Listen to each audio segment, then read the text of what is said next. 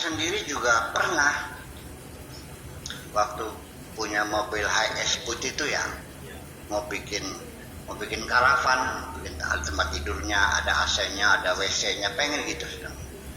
Lagi tengah tinggal pasang kaset kaset DVD itu, saya beli mereknya Macintosh 800.000 waktu itu, masih ingat saya, di Alfa Rapat sana, di Rapat di Jalan Wahidin ya, dengan Mang Nur belinya juga. Mau dipasang, ditaruh di meja di warung depan warung santri itu.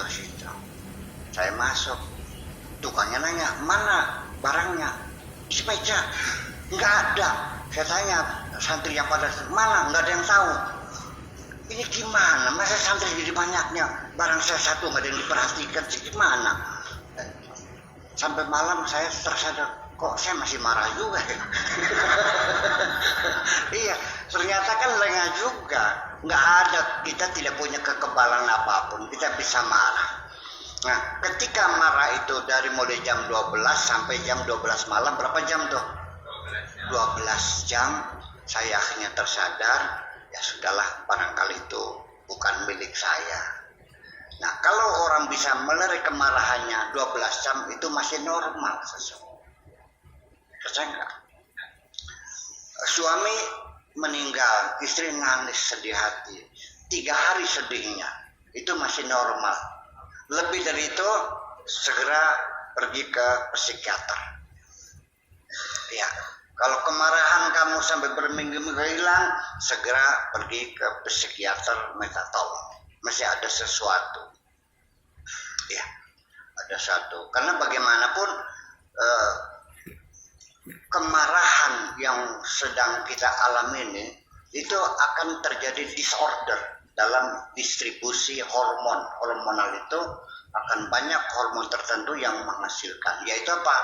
Hormon adrenalin. Itu akan diproduksi begitu banyak sekali ke dalam, masuk dalam tubuh darah kita, yang nantinya akan memicu jantung berdebar keras dan tensi kita menjadi naik. Betul? Jadi kemarahan itu bawa penyakit. Percaya atau tidak? Nah itu makanya ya tolong, marah ini jangan dipelihara gitu. Jangan dipelihara. Itu nanti seperti itulah kita mesti tahu. Jadi ada kerja hormonal di dalam tubuh kita yang menyeimbangkan itu. Ya. Nah makanya sekali lagi bahwa hormon yang bisa menyeimbangkan itu adalah hormon melatonin yang dihasilkan oleh kelenjar pineal di otak bagian belakang kita. Ini bentuknya seperti kukusan begini Pak Bri, bentuknya segitiga gitu, kecil sekali, sebesar jagung lah barangkali. Kalau kita buka bedah anatominya itu kelihatan di situ. Itu mengeluarkan melatonin, membuatkan kita menjadi rilis,